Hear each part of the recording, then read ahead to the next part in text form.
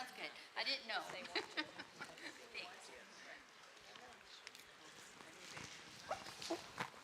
Sorry.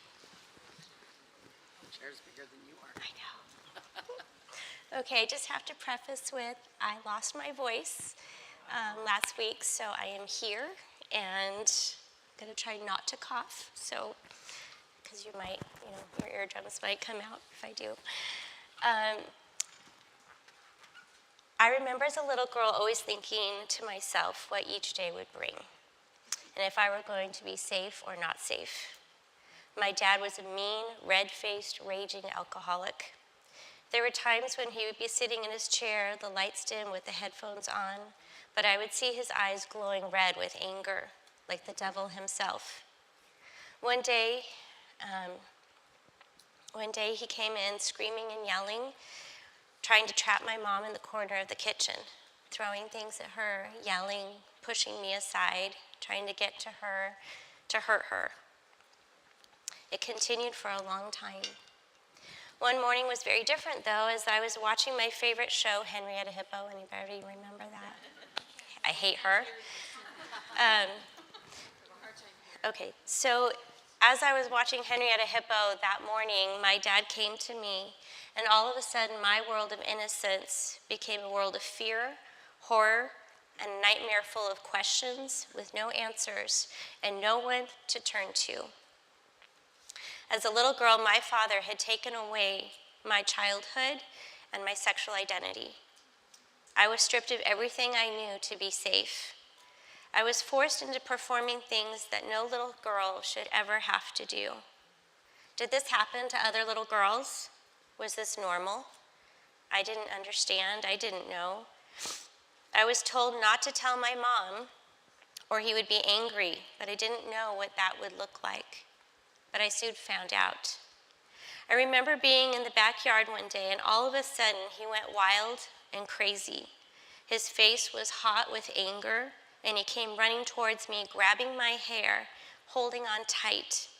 He pulled me down to the ground and dragged me across the hard concrete because for some reason I had made him mad. I remember being terrified as my father turned into a drastically different man. The drinking increased, and this man who was my dad was now my enemy. My dad became a monster. I became so scared of him in and day out. I never knew when he would blow up or when he would quietly creep into my room to do whatever he wanted to do. I had no security and no safety net. In fact, he made sure of that. He told me one day that I was to get rid of all of my little stuffed animals. These were my friends, my confidants that had no mouth to speak all the secrets that I held inside. For many of my childhood days, my dad would keep me home from school and he would have his way with me, and then I would go to work with him. At age 10, my parents were getting a divorce in which I knew nothing about. One night, I remember my mom telling me to get into the car to find out where my dad was. He was at a donut shop with another woman. The next thing I knew, he was gone. Woohoo! He had moved to Kentucky, and Mom right away put me into a Christian school, which was the greatest thing I had ever done. I moved in with my grandparents. It was a safe place, it was quiet, and I didn't need to fear anymore. It was this experience that the Lord used to set my feet on solid ground. It was a small school of 60 students from kindergarten to high school. It is here where I met a man, my teacher, to this day, who didn't know the influence that he had. He had little experience with little girls, but he knew something was the matter, but I never told him. But he was all that I needed at the time. It was during this season in my life that my mom started watching TBN, and it is where she called me to pray a prayer of salvation. I was forced to pray, mind you, but I had no idea what that meant or who God was because I only heard God's name in vain. Because my mom worked 60 plus hours a week and was always so tired, I would depend on my grandma and my aunt. They became my moms. These women were a great inspiration to me. They were fun, loving, and full of spice, like me. They were my rock, and yet I could never ever share with them the deepest, darkest secrets I held inside. But life was good, and I started working with my aunt and uncle at their store as a trainee and then a manager. I loved the work and I loved the responsibility, but there was a price to pay for being there and spending so much time with my uncle. Once again, my whole body was shaken by another man who took advantage of me. And once again, I was told not to say a word, but this time, he would hurt my aunt. All the memories came flooding back, and I became paralyzed once again. Day after day, I lived a nightmare of sexual assaults. There were many threats and scary moments that I just can't comprehend to this day. There were days when he would sexually assault me at work and put me in a plastic postal box and put me on top of the counter and leave me there so that I would fall off, wake up hurting in a daze. He would also set me up with other men who would come into the store, so he thought I would do well with them. So it was a great relief when it was time for me to graduate from high school and go to Biola University, where I thought I would be free. Here is where I entered as a business major at Biola, but absolutely hated every minute of it. A friend of mine told me about a new program called art therapy, and off I went. I had no idea that you could take psychology and art and put them together to make this program. I loved the idea and went for it. The program used art as the tool to give people a voice to those who couldn't speak about their pain. It used psychology and art on canvas or sculpture or any multitude of art mediums. Now that I had entered the program, I was required not only to do all of the artwork, but the psychology and the counseling of it as well. God knew why I entered this program, and at the perfect time. Right before I entered this new major, feelings of anger and depression started surfacing that I had stuffed down for so long. All of a sudden, I was dealing with the hurt, the bitterness, and the loss of my innocence. No one knew what had happened to me all those years. I wasn't going to say anything either, but God had a different plan. God was going to show me how to not allow the world or the things that had happened to me mold me, but rather he was going to transform me from the inside out and discern his will. But for the moment, I was making wrong choices and wrong decisions and looking for a man just to love me. I didn't understand myself for who I was anymore. I was naturally a fun-loving, joyful person, but on the inside, I was dying with anger, bitterness, and depression, and trying to cover it up with sex and alcohol, and of all places, Biola University. For those of you who know, it's a Christian university. You don't drink, smoke, dance, nothing. Any day. Anyway, one day I felt the Lord press on my heart that I needed to tell someone, but who? God didn't waste any time. It was to be my New Testament professor. I wasn't sure about all of this, but I knew the Lord's heaviness on my heart, and I had to go and tell him. This was going to be the beginning of my transformation into the art piece that God was going to make. The poor guy had no idea what he was in for. He thought I was meeting with him about his class. Oh no, I sat in his chair and let it all out. I couldn't believe my own ears as I sat there looking at his face. The next week in class, he told everyone to break out into small groups and tell something really hard about their life, and he looked straight at me. No sooner had he said that he walked over and put his hands on my shoulders. He sat there and he prayed for me and over me. Finally, I burst out. I'd been sexually abused. I felt crazy saying it out loud. What did he just make me do? After class, we talked, and he said that this was my very first step. First step, my foot, it was horrible. They didn't talk to me, offer me any kind of condolences. That's right, he said. I didn't understand, but he said that I was going to help them to understand.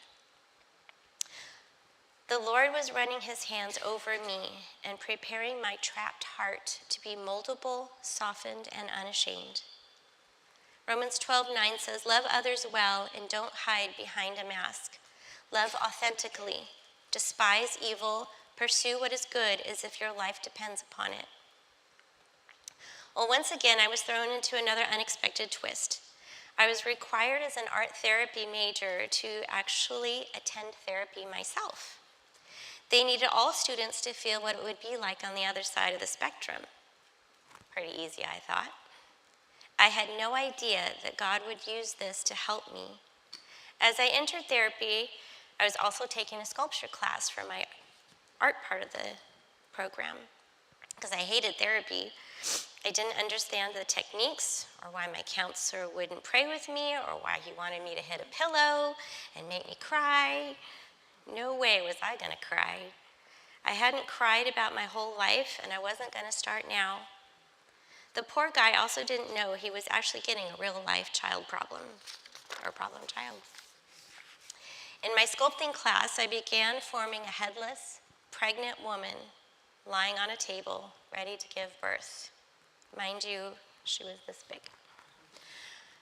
And her abdomen was sliced open, and it was a representation of my hand pushing out. The words dripping in blood draped over her legs. In another sculpture, also bigger than life, was a girl trapped inside a structure with flames engulfing her. She just sitting on the ground, holding her knees to her chest, not even trying to escape, but being burned alive. Needless to say, my art professor was quite worried about me and my life-size structures, and rightly so. I was heading towards suicide as nothing was making sense in my life. The enemy was working to isolate me so he could influence me. I had my plan and was waiting for the courage to follow through. I thought no one had any tools for me to work through all of this, but the reality was that God was working in all of it. So at this point, I turned to alcohol. I could drink until the cows came home and no one knew. Unfortunately, my Polish-German blood allowed me to have an incredibly high tolerance for liquor. All I had at this point in my life was anger and uncontrollable weeping in my sessions. I had never in my entire life cried for the pain of all of my innocence, of my childhood taken away from me. Reliving the acts that were forced upon me as a child was more than I could bear. The pain was too intense and I had no answers.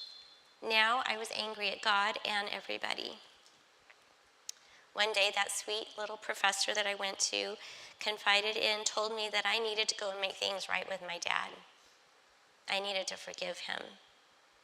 God has no dark sides, only people. And I needed to face him. Fear gripped me as I boarded the plane and ready to confront and supposedly forgive my first perpetrator. The day is so clear to me. My dad and I were sitting on the couch watching the Indy 500, and after that, wouldn't you know, Oprah Winfrey came on, and it was about sexual abuse. We sat there in complete silence, my face hot and red, and my heart pounding inside of me. We sat in silence afterwards, and then the unexpected happened. My dad turned to me with tears in his eyes, and he spoke these words: "I am so very sorry for all that I did to you." I couldn't believe it. I didn't have to do anything. It was all orchestrated by the Lord. Confession, apology, and forgiveness all happened that very afternoon. Much later in my life, I found out that my dad had been abused by his father. Upon returning home, I still had a lot of hurt and untangling to do in my life. I knew God was with me and I knew he treasured all of my tears, but the reality was that I still needed to let out all my anger and allow myself to be angry.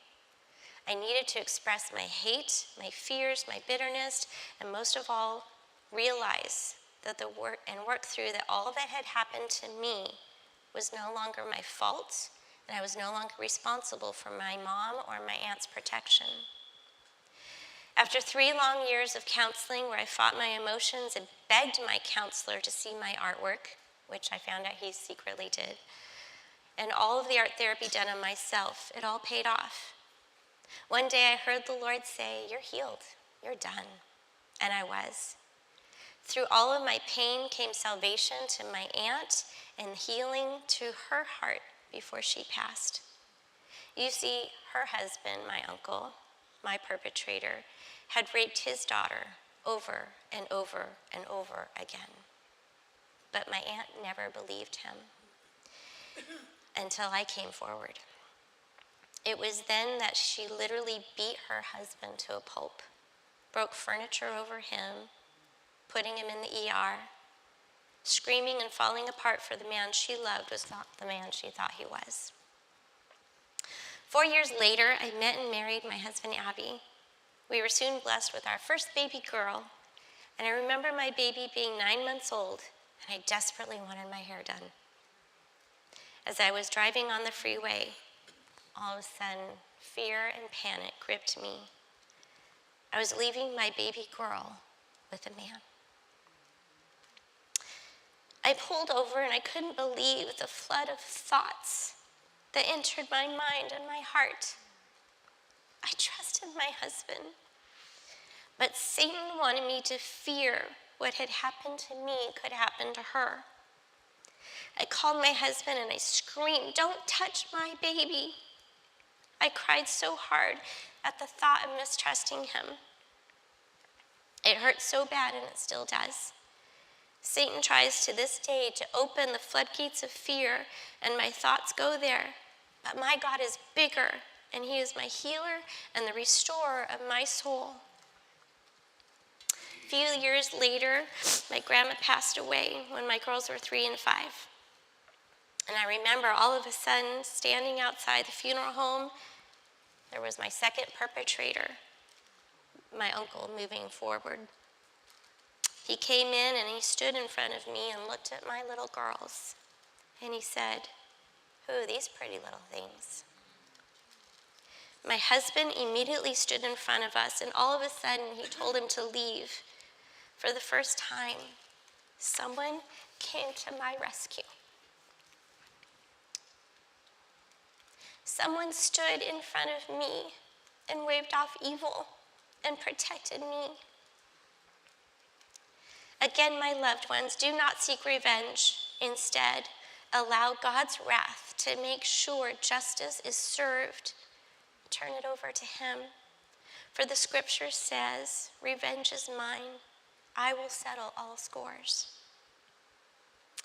Years later, as my dad lay dying on his deathbed, I once again revisited forgiveness. You see, my dad had not accepted the Lord even after all of my witnessing. Upon entering the hospital room, I went into a panic, as type A personalities do. I wanted my dad to be saved so badly, and I wanted my husband to be the one to do it, not me. But God had a different plan. My dad was not coherent that day. He couldn't speak, he couldn't comprehend what I was saying. So I went back to the hotel and I lay prostrate on the bed and I just cried out to the Lord, "Lord, please save him." The next day I walked in and my dad was coherent, he was talkative, he ate a White Castle hamburger, he had coffee. And it was here that I visited once again and I said, "Dad, I forgive you." But more importantly, was that God forgives you. He knew this was the end and he was dying, but was he willing to accept Jesus, to be forgiven and healed from all that he had been through? With complete surrender, he said yes, and we prayed. As we opened our eyes, my loving husband was ready with camera in hand and took a picture of the sweet freedom he had just received. He accepted the Lord that day. And as we were saying goodbye and getting ready to head home, I said, "This is not goodbye. This is see you later." And a day and a half later, he went home to be with the Lord. As I look back through all that had happened and how God orchestrated every step, I stand in awe. Every art assignment helped me to release my hurts. Every brushstroke of paint gave my emotions color. Every sculpture allowed me to work physically and emotionally to build form and release my pain. Art gave me a physical outlet in which to express myself and my hurts. My last art piece, with 3 panels. The first panel, I was trapped in the womb. The second, I was reaching out. And the third was my face, free as free could be. Would I have wished for a different childhood? Absolutely. It was horrible, it was evil, to say the least. I don't know all the answers to all the questions that I have, but what I do know is that people in my family were hurt, all the people that were hurt in my family became believers through this process. I never let my dad meet my children, and that was what I felt I had to do to protect my kids. And I don't know what happened to my uncle, and honestly, I don't mind not knowing. He was and always proved that he was evil and had no change or remorsefulness. I can only pray that at the end of his life, he will surrender and ask for forgiveness. My life verse comes from Isaiah 54, 4 and 5. Fear not, for you will not be put to shame. Neither feel humiliated, for you will not be disgraced. But you will forget the shame of your youth, and the reproach of your widowhood you will remember no more. For your husband is your maker, whose name is the Lord of hosts. Let me close in prayer. Father, you are so good. You heal, you forgive, you restore, you protect. And everything that Satan tries to do to kill, steal, and destroy, Father, you redeem. I pray now, Lord, that if there is anyone listening, whether here or online, God, that if they've been through something that they just can't forgive, if they have a story, and we know millions do, Father, that have never told anybody, Lord, let this be the night that they let down their walls, that they understand, God, that it's not their fault, that they were just a little girl, and that they can have restoration and healing too, Father. Help them, God. Thank you for my story. Thank you for using it. Thank you for drawing me closer to you through it, Lord. In Jesus' name, amen.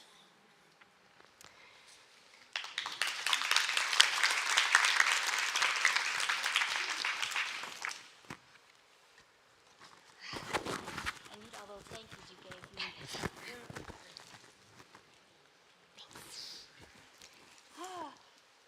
So I just wanted to open it up to, I guess I could put my glasses on. I took my glasses off so I couldn't see you out of fear. But I just wanted to open it up if anybody had any questions, if thoughts. I had no siblings. No. Was your professor Mickey Klink? I'm sorry? Was your professor Mickey Klink? No. No. No. Okay. I don't want to say his name because I don't know if I'm allowed to. Not sure how that works.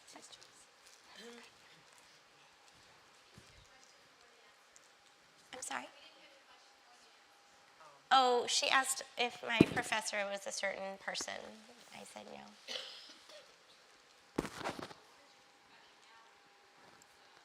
I'm so sorry. My ears are clogged. I can't hear.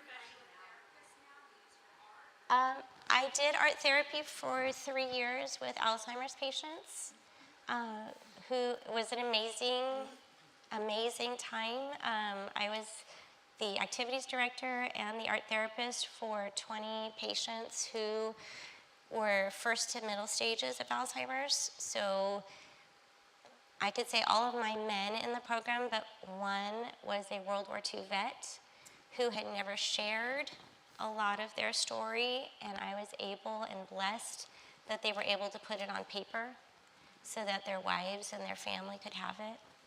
So, yeah. I did originally want to work with children, but realized after I had healed from my story that I would kill any perpetrator. Literally, I don't think that mentally I was in a place that I could have handled it. Now I feel differently, but back then it wasn't the right time. But I did homeschool my kids, so art therapy kind of played in there too. We had fun. Yes. Oh, that's a loaded question. But the question was, how did my mom deal with it? I took her to McDonald's. Oh, how's she doing now? Okay. Honest answer. So last September, I used to take care of my mom almost full time. She has vascular dementia, so she's in her very low first stages. But she became very critical of me. She's always been very critical of me. Always told me I was fat, always told me that I was not pretty. And as she got older, it became more those kind of comments. The last time I literally spoke to her, she accused my husband of abusing my children. So she had projected all of her hurts onto my husband. And she will not let that die to this day. So we're not in speaking terms. And that's okay. I feel complete and total peace about it right now. And if God restores that relationship, I'm willing. But for now, she's very toxic. Did you tell your mom? Like, did she believe you, like, during that time? She did. That's where I took her to McDonald's because my counselor said, take her to a safe, neutral place. And I thought, okay. So I took her to McDonald's. I told her, I didn't tell her the extent of it all. But as I started having children, my mom actually would want my mom to come stay with us. And I would say, are you kidding me? And she'd say, well, why not? And I said, well, because you know what he did. And she goes, oh, he would never do that again. She really idolized him. And so she thought that he wouldn't do it. But being fair, I never told her the extent of my abuse because I didn't want her to have those visions in her head or for how long it went on. And so maybe to this day she only thought it was a one-time thing. So, anybody else? Are you the only child? I am the only child, yes. So I grew up with my grandparents, but I also spent a lot of time at my aunt and uncle's house where I had 3 cousins. So the cousin that my uncle raped was their adopted child. And literally he began raping her probably while she was 5 till the time even after she was 20. So I had 2 boy cousins, very similar to my age.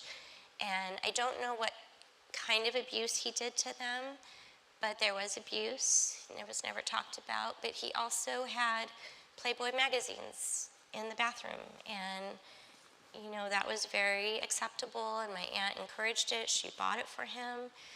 So that just fed a lot of things for those boys too. You said that your dad had a similar experience to you. How did you find out about that? My aunt, his sister, told me because my dad was very quiet, never spoke a lot about his childhood, and if I would ask him, he would never, ever tell me. But my understanding from her was that my grandfather was a trucker, and so when my grandfather would roll into town with his truck, my dad would actually flee the house and never come back until he knew it was safe when his dad was gone. So, and again, I don't know what kind of abuse, but I just know it was really bad.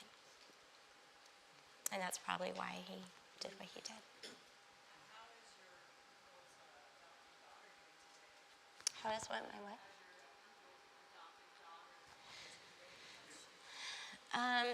I didn't tell that in my story, but when I went through counseling, she had two little kids, a boy and a girl.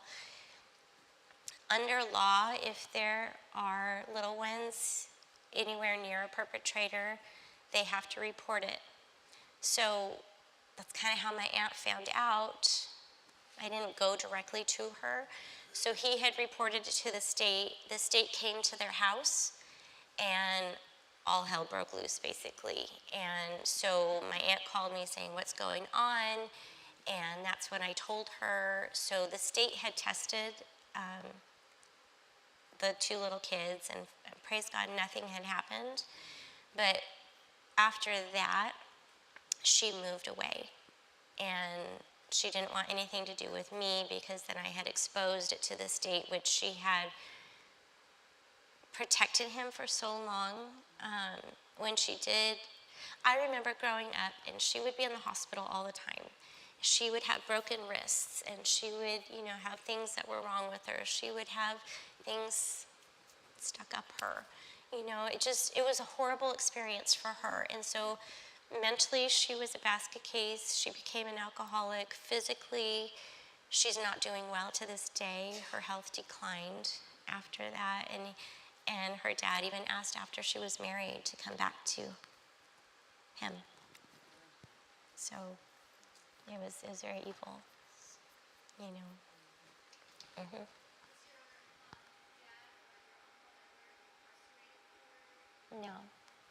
No, we did try to get my uncle incarcerated, but because I was already over 18 and the two little ones had not been touched, and then my cousin would never admit to the state that had happened to her.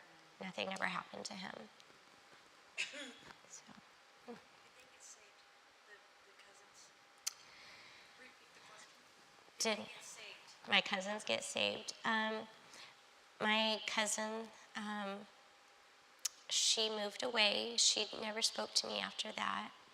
And so I don't know. My two cousins, the boy cousins, the one became an underground drug dealer, gambler. We think that he was killed, but we don't know because his body was never found, so we don't know. My other cousin, we don't keep in contact with, so I don't know. But yeah. There was a time when you were little that you were going to school or church. Thinking back, can you tell us, was there ever a time where you wish somebody could have gone up to you, and what kind of things would you have expected an adult to look for or just to tell you? Tell everybody what she said. Oh, okay. I guess, so, paraphrase. What would I wish somebody would have noticed as a child that something would have happened to me? Well, I thought my mom would have gotten a clue after all the abuse that she herself had been through, but she was in denial.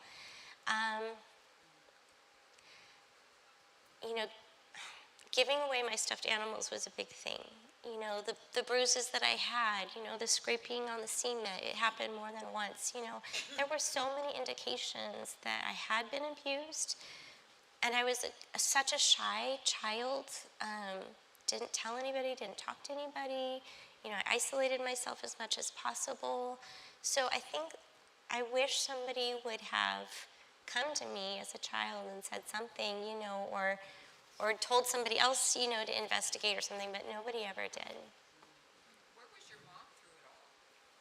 So my mom worked, she would get up at 3 o'clock in the morning, and she would be at work by 5. So my dad was the one taking me to school, picking me up from school. So he had free reign. In fact, my 3rd grade year, they used to take attendance. I failed attendance because my dad would have his way with me, and he would take me to work with him, and I would not go to school. So, but my mom didn't know it because she was at work, and she would come home tired. She was the breadwinner, and she just never knew anything. And the same with my aunt. My aunt worked nights, so my uncle had the days. So it just worked out that they had free reign to do whatever they wanted to do. So sorry. Scared myself. Yes. For your girls, you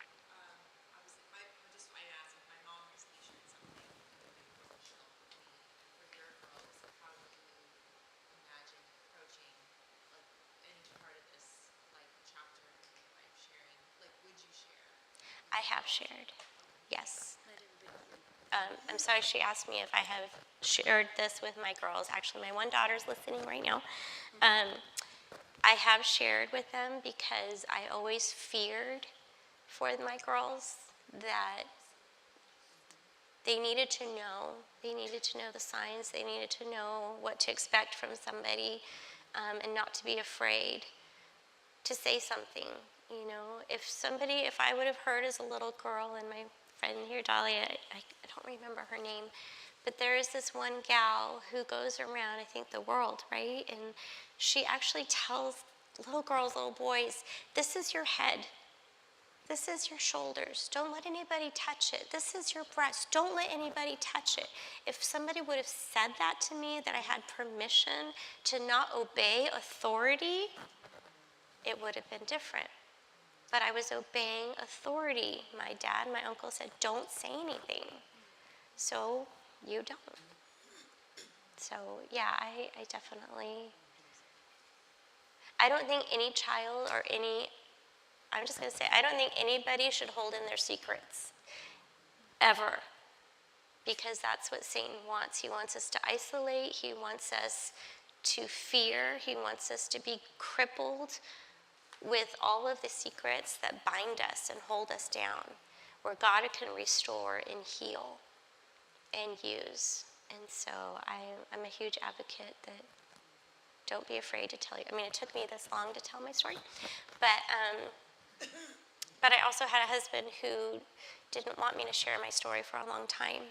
And it was Becky who asked me last year, and when I asked him again, he's like, well, why wouldn't you tell your story? And I was like, because you didn't want me to. But it showed me that it was my time, and I was healed, and I was okay. And I mean, this is the first time I really haven't bawled my eyes out during it, so this is good. So. Tell them what your girls.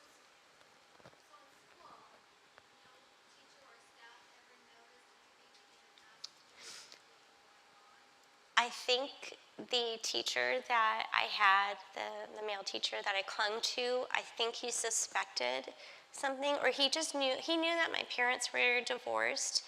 And actually during that time, if any of you remember, that was very taboo back then, and divorce was shamed upon. So being at a Christian school in such a small school is like being in a small town, right? My mom got persecuted and ridiculed because she was divorced. And so he kind of wrapped himself around me in that so that other parents and kids wouldn't bully me. So that's the protection that he kind of gave me during that time, but I don't know if he ever suspected.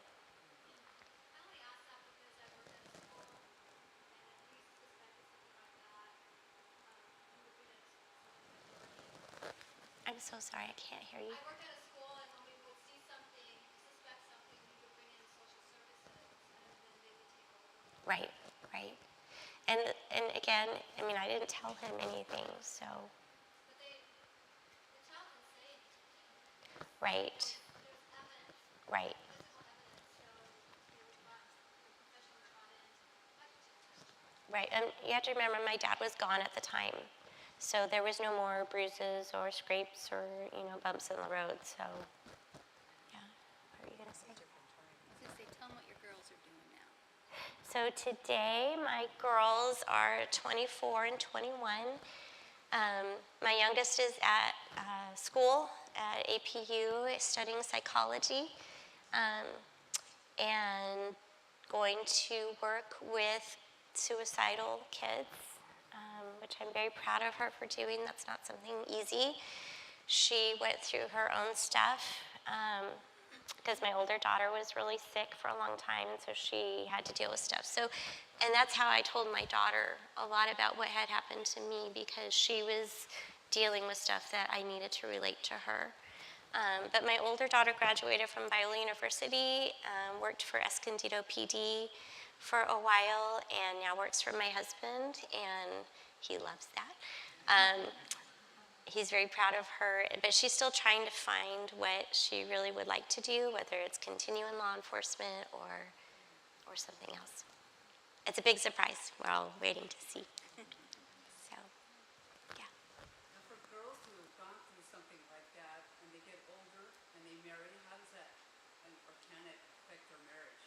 absolutely. For my marriage, it was, and to this day, I have to be honest, it's hard to trust. It's hard to trust. Satan, again, wants to take everything that's in my story and make it this all scrambled mess so that I don't trust Abby, or if he says something and I question it because why, it just, I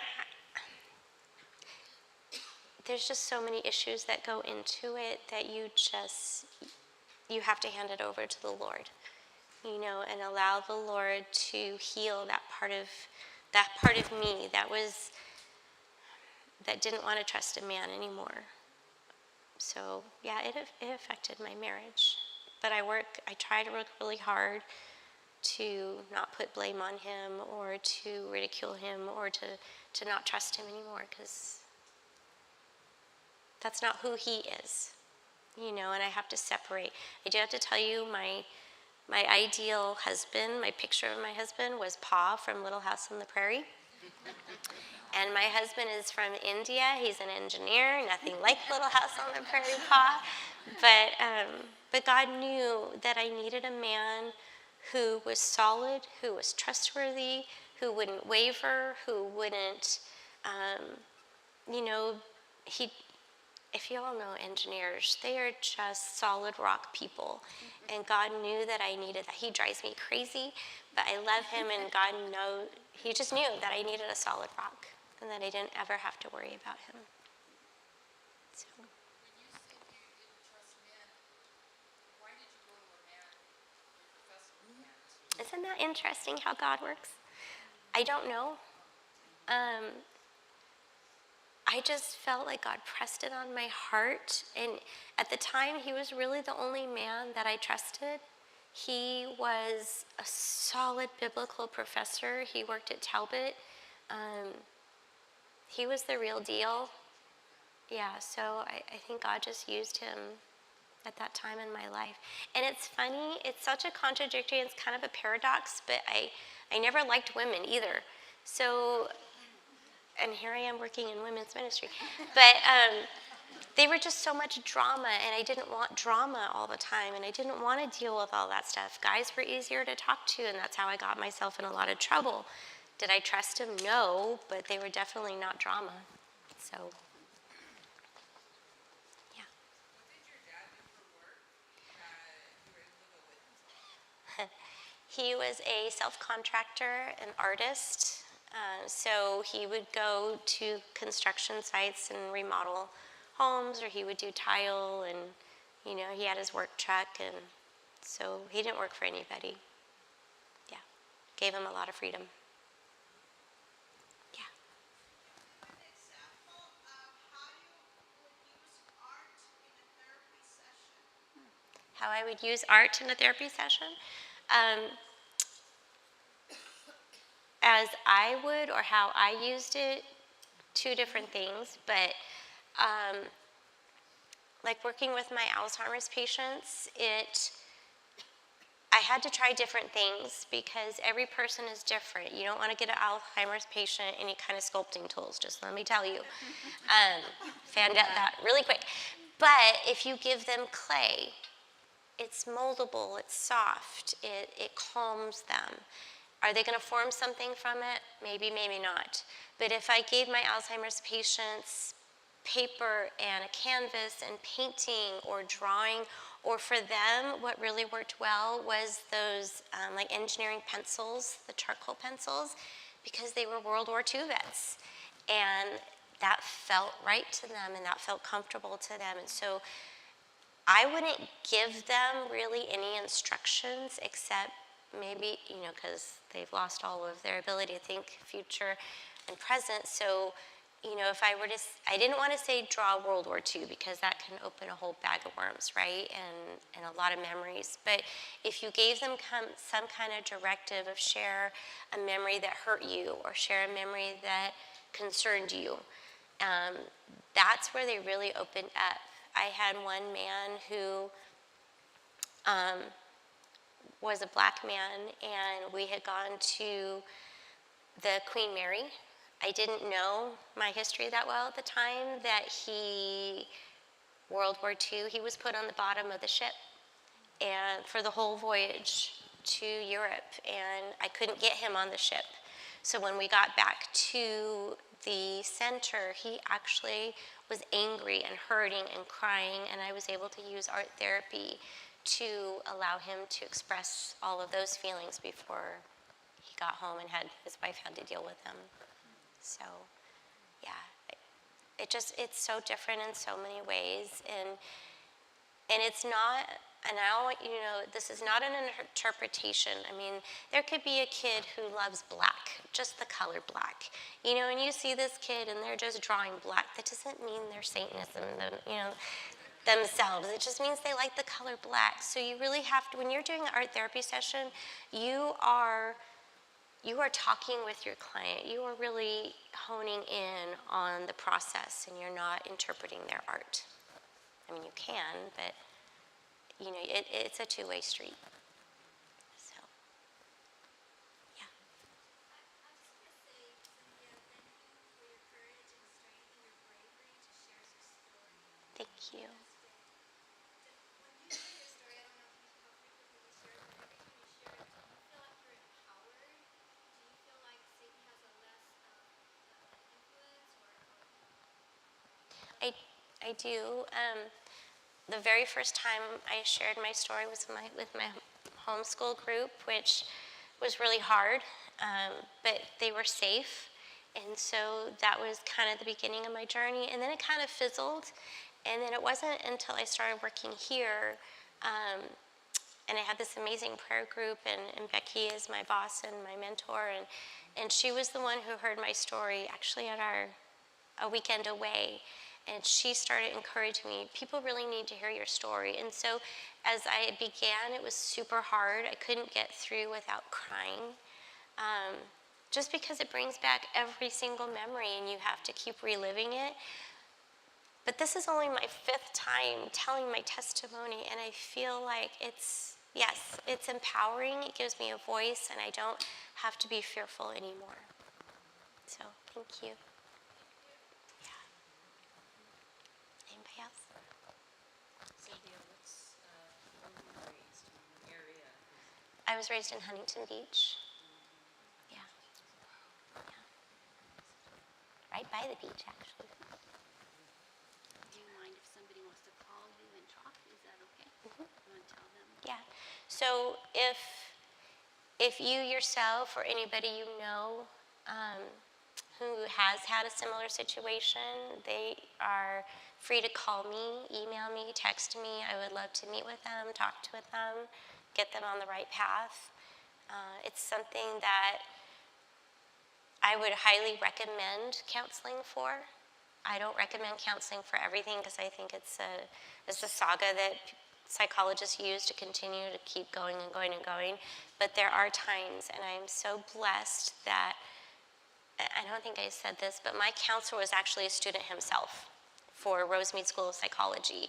So he was a student learning, I was a student learning, and we ended up together, and it was a wild ride. But it was definitely, if I wouldn't have gone to counseling, I probably would have committed suicide. So definitely, yeah, I'm available.